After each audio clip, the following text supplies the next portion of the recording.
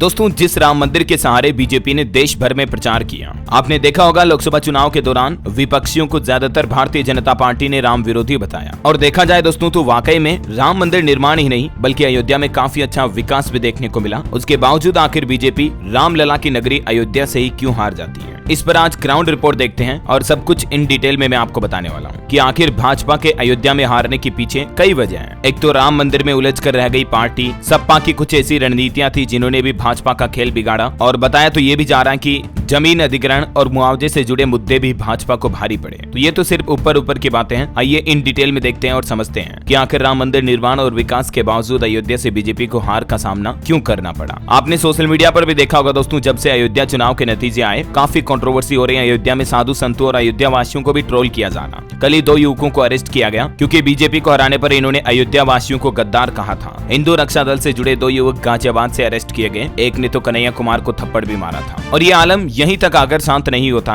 बल्कि अयोध्या के संतों पर भी सवाल उठाए गए। तब संतों ने कहा कि क्या हम सनातनी नहीं है, क्योंकि अयोध्या के चुनाव रिजल्ट पर अयोध्या वासियों की सोशल मीडिया से लेकर कई जगहों पर थू-थू हुई। तो अब साधु संतों ने भी आंख खोलने वाली एक बात बताई। सोशल मीडिया पर ट्रोलिंग की वजह से अयोध्या के साधु संत अभी भी नाराज हैं। महंत अवधेश दास का कहना है कि अयोध्या की जनता वीआईपी कल्चर से परेशान थी। ये भी मतलब एक बड़ा अहम कारण था अयोध्या में हार के पीछे। यहाँ तक कि संतों का तो ये भी कहना कि अयोध्या से जुड़े फैजाबाद लोकसभा सीट पर हार कोई अप्रत्याशित नहीं थी, बल्कि इस बार के विधानसभा चुनाव से ही लोगों की नाराजगी सामने आने लगी थी। लेकिन उस वक्त संतों ने भाजपा की इज्जत बचाई थी। हालात ये कि कई असामाजिक तत्व तो सोशल मीडिया पर इस तरह के मैसेज भी वायरल कर रहे हैं कि अयोध्या वासियों से प्रसाद पानी भी मत खरीदो, उन्हें सबक सिखाओ। भाजपा की हार पर सोशल मीडिया पर काफी लोग उल्टे सीधे बयान दे रहे हैं। खैर, हम कभी किसी को ये नहीं कह सकते कि आपने वहां उसको क्यों नहीं जिताया या आपने, क्योंकि भारत का लोकतंत्र का मतलब ही ये हुआ दोस्तों, डेमोक्रेसी का मतलब ही सभी को अपना अपना अधिकार है अपने अपने मत का। वो लोग चाहे जिसकी मर्जी जिस पार्टी को जिताएं, उस पर कोई अधिकार नहीं जमा सकता है, राइट। और अब सियासत और ज्यादा गहरी होती गई जब नई सरकार मोदी सरकार के तीसरे कार्यकाल में भी भाजपा की पुरानी हनक अगर कायम रही तो, क्योंकि बताया जा रहा है कि मंत्री पद पर कुछ दलों के अलग अलग नेता इतने पद तो तय हो चुके हैं। मीडिया रिपोर्ट्स के माने तो भाजपा अध्यक्ष जेपी नड्डा के आवास पर आज एक बैठक हुई जिसमें कई मंत्री पदों को लेकर सहमति बनी। इस बाबत ज्यादा डिटेल आप देख सकते हैं। और भी खैर ठीक है, मंत्री पद चाहे किसी को भी दिया जाए। और बताया जा रहा है कि बीजेपी अब छोटे दलों के साथ भी आज बातचीत करेगी अपना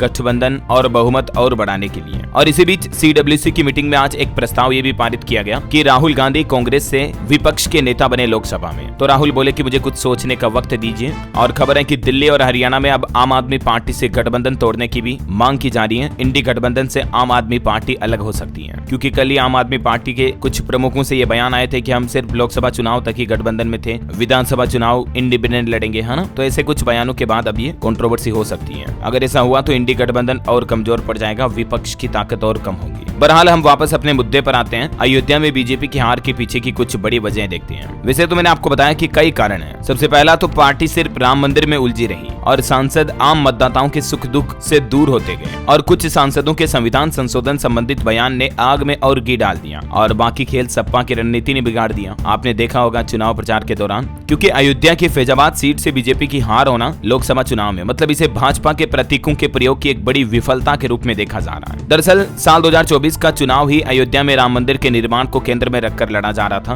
दलितों को साधने के लिए एयरपोर्ट का नामकरण भी महर्षि वाल्मीकि के नाम पर किया गया। प्रदेश व केंद्र सरकार ने अयोध्या में तमाम विकास कराए और राम मंदिर की प्राण प्रतिष्ठा भी चुनाव से ठीक पहले कराई गई, लेकिन इसका फायदा इस बार चुनाव में बीजेपी को बिल्कुल नहीं मिला। हमने चुनावी नतीजे देखे भी हैं, न सिर्फ अयोध्या में बल्कि पूरे उत्तर प्रदेश में बीजेपी को कितना कम सीटें मिली और कितनी बड़ी हार हुई पिछले चुनाव के मुकाबले। राजस्थान महाराष्ट्र में भी कुछ यही हालात थे, हरियाणा वगैरह में। लोग हैरान इस बात को लेकर कि आखिर भाजपा फैजाबाद में कैसे हार गई। तो देखा जाए दोस्तों तो इस बार सपा बसपा वगैरह का चुनाव प्रचार काफी अहम मुद्दों पर रहा। उन्होंने सही मुद्दों पर बात की। कुछ तो संविधान संशोधन की बात ने दलितों और पिछड़ों की भावनाओं को आहत किया, और दूसरा बीजेपी वाले सपा की रणनीति ही नहीं समझ पाए। इंडिया गठबंधन ने लोकसभा चुनाव में अयोध्या फतह के लिए एक बड़ा प्रयोग किया था, क्योंकि फैजाबाद लोकसभा सीट सामान्य सीट है। यहाँ आमतौर पर हर लोकसभा चुनाव में अगड़े और पिछड़े के बीच समीकरण साधा रह जाता है। पिछली बार भाजपा से लल्लू सिंह थे तो सपा ने आनंद सेन यादव को प्रत्याशी बनाया था। बाजी भाजपा के हाथ लगी थी। इस बार सपा ने रणनीति बदली, हमेशा की तरह पिछड़े और सामान्य जाति के उम्मीदवार उतारने के बजाय दलित उम्मीदवार को उतारा, और वह भी पांसी बिरादरी का। इस सीट पर पांसी बिरादरी का करीब 1.5 लाख वोट बैंक है, और इतना ही नहीं, इस लोकसभा क्षेत्र में कुर्मी और निषाद भी भरपूर हैं। तो यही कुछ पांसी की तरह ये दोनों जातियां भी भाजपा की कोर वोट बैंक मानी जाती रही हैं। ऐसे में सपा ने अगल बगल की सीटों पर सियासी समीकरण साधे, और इस तरह से चुनाव में सही सांसद को सही तरीके से टिकट नहीं दिए जाने की भी एक बीजेपी की हार की बड़ी वजह बनी। सबसे इंपॉर्टेंट एक और कारण रहा अति आत्मविश्वास में रही भाजपा। ओवर कॉन्फिडेंस जिसे अपन कहते हैं ना, मतलब किस विधायक को किस सांसद को टिकट देने कोई फर्क नहीं पड़ता, ओवर कॉन्फिडेंस कि यहाँ से हम जीतेंगे ही जीतेंगे। जब खेल शुरू होता है उससे पहले जीत का नशा दिमाग में चढ़ा होना, तब कई बार इस तरह के अनअपेक्षित परिणाम भी देखने को मिलते हैं। और सबसे महत्वपूर्ण एक और कारण कि जो विकास दंश जेलें उन लोगों पर ध्यान नहीं दिया। मतलब अयोध्या में विकास के नाम पर कई लोगों के साथ उनके आशियाने उजाड़े गए, उनके व्यापार काम धंधे विकास के नाम पर उनकी जगहों को जमीनों को हड़पा गया, लेकिन मुआवजे को लेकर सरकार ने सही रणनीति नहीं बनाई, सही कीमत लोगों को नहीं मिल पाई। इसके अलावा भी अयोध्या में जगह जगह बैरिकेडिंग, पुलिस बंदोबस्त व रूट डाइवर्जन, वीआईपी कल्चर, इस तरह की परेशानियों से भी लोग बाग काफी जूझ रहे थे। तो ये कुछ प्रमुख वजह रही दोस्तों। ग्राउंड रिपोर्ट पर भी लोगों के सर्वे में काफी इन्हीं बातों से मिलती जुलती कारण सामने आए हैं। वैसे आपको क्या लगता है कि अयोध्या में बीजेपी की हार के पीछे बड़ी वजह क्या हो सकती है? सबसे अहम कारण क्या हो सकता है? इनमें से कमेंट करके बताइए मुझे, और बाकी DLS न्यूज चैनल को सब्सक्राइब करके बेल आइकन जरूर दबा दीजिएगा ऐसी ताजा बड़ी खबरें, मुख्य समाचार देखते रहने के लिए। जय हिंद, जय भारत, वंदे मातरम।